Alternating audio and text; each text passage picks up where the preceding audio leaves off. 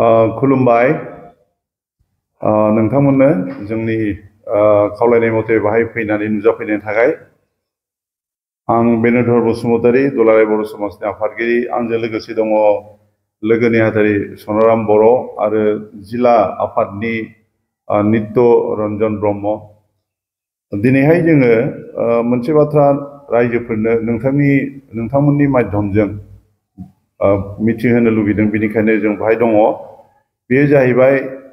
जे जोंहा बे जोंनि गोरबोनि जे रंजालु बैसागु बोथोरा फैगासिनो दङ साननैसोनि उनावनो दा बे बैसागु बोथोर सोमोन्दैनो जोङो समाजनि बिबान लानायखाय माखासे बाथ्राखौ जोङो गोसोआव नांनानै एसे रायजोफोरनि गेजेराव मिथिहोनो होननानै सानदों आरो बिनिखायनो जोङो सावरायलायनानै मोननै रोखोमनि फोसाव बिलाइ जोङो रेडि खालामबाय बे मोनसे जेरावहाय एसे गुवारसिनै आरो गेवसार होनानै लिरदों आरो बेबादिनो आरो नैबे मोनसे दङ जेराव जोङो बेखौ गोनां बाथ्राफोरखौल' बुंदों आरो बे बाथ्राफोरानो जाहैबाय जे जों मिथिगौ जे जोंहा गावनि माहारि बर'खौ गेरेमसा माहारि हिसाबै मुलुग संसारावहाय जोंहा सिनायहोनांगौ बिनि थाखायनो बयबो नाजागासिनो दङ जेना बयबो नाजागासिनो दं गोदोनिफ्रायनो आरो दाबो आरो जोंहा मावनांगौ गोबां खामानि दङ नाथाय जों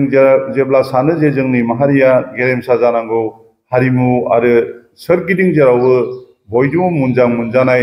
अनसायजानाय जों जानांगौ बे समावबो जों जुदि गोरोन्थि खामानि मावलांबाय थायोब्ला होमब्ला जोंखौ रावबो नोजोर होनाय नङा जोंखौ गाज्रि नोजोरजोंसो नायगोन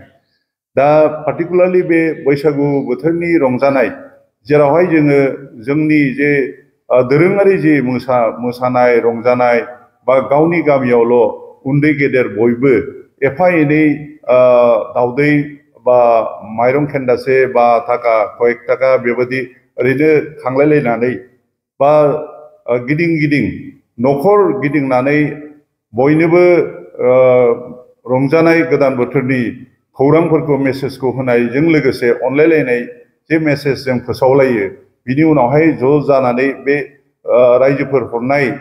खेन्दा बा बेबादिखौ लानानै जे जों आरो बेयाव जयैनो सङै खावै जायै लोङै जोङो रंजायो बेनि अनगायैबो जोङो बिनि थाखाय बेबादि आलादा प्रग्राम दासिम खालामाखै नाथाय जेब्लानो जोङो गामि बा आन्चलिक बा जिल्ला लेभेलाव जेला मिटिं जायो होमब्ला बेबादि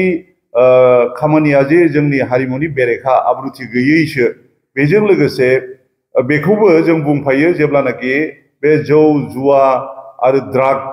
बेफोरबादि गाज्रि खामानिफोरखौ जोङो एंगारनांगौ होननानै जों जेला मानसिफोरनाव मोनसे एवेयारनेस लाबोयो आरो जेरै समाजावहाय जोंनाव जे बे हाबा जाखानाय न'खरफ्रानो बायदलाबायगासिनो दङ सानफ्रोमबो बुंनो थाङोब्ला बेबादिनो मोनसे नङा मोनसे गाज्रि खौरां फैबाय थायो जे सोरबा गावनि बिसि फिसाखौ गारनानै दस्रानि बिसि फिसा गोनांखा हौवाखौ बा हिनजावखौ लानानै खारनाय बेफोरो जोंनि गेजेराव जोबोद गाज्रि मोनसे दृष्टान्त उदाहरन जानानै दङ दा बेफोरखौनो एसे जेलानाखि जों गामिनि गेजेराव बा आन्चलिक बा जिल्ला भित्तियाव जेला जों रायलायो होमब्ला जोङो बे बाथ्राफोरखौबो मिथिहोफायो जे जोङो बैसागुफ्रावबो बेबादि खालामनाया मोजां नङा जों बेखौ नागारनांगौ नाथाय जोङो आलादा एक्सक्लुसिभलि बेनि थाखाय दासिम बेबादि गामि गेजेराव एवेयारनेस प्रग्राम खालामनाय जायाखै नाथाय जोंनि साननायाव दङ जों बेखौ इयुनाव खालामगोन आथिखालाव नुनो मोनो गोबां बक्स बायदि बाहायनानैसो मोसानाय बा मागिनायखौ नुनो मोनो दोरोङारि दामजु खाम सिफुंखौ खायसे जायगायाव बाहायनायखौ एसे खम नुनो मोनो बैसागु रंजानायाव बेयो जोबोद माने रेलिभेन्ट कुइसन बियो मोजां बाथ्रा बेखौ गोसोआव लाबोहोनाया नंगौ जोंनाव दा जों जुदि बैसागुनि रंजानाय हारिमुनि बे दामजुनि बाथ्रा जुदि जों बुंब्ला आंथ' बुङो जे सेरजा सिफुं जथा आरो एट द मस्ट हारमनियाम ओमफ्राय धुला बेबादि माखासेनि बादै दस्राखौबो जोंनो नाङा रंजानायावहाय खायफाथ' बे गोदोनि मानसिफ्रा बे आखाइजों दामनाय मा होनोमोनलाय बेङि औवानि जे औवा बेंसिखौ लानानै जे दामो बेबादिबो खालामोमोन नाथाय बे आधुनिक जे माने मडार्न टाइपनि हाइटेक जे साउन्ड बक्स बा मिउजिकेल बक्सफोर लानानै जे दामो मोसायो